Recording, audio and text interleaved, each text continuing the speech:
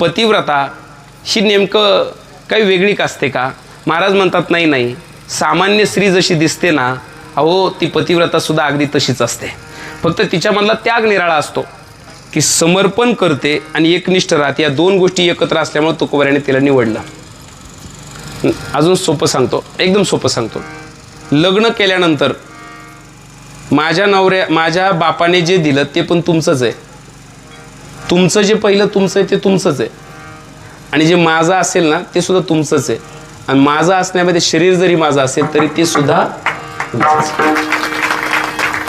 अजून एक वाक्य सांगतो, हे रामायणात बघायला मिळालं बघा. दादा, आईनं राज्य मागितलं, ठीक आहे, हरकत नाही, पण वैयक्तिक माझा नियम ठरला आहे. काय भरता? तुमचं तर तुमचंच आहे हो दादा, पण उरलं सुरलं जे माझं आहे म्हणजे माझा देह हा सुद्धा तुमचाच आहे. हे दाखवण्यासाठी तुम्ही परत येईपर्यंत मी नंदीग्रामात राहील. याला म्हणायचं त्याग.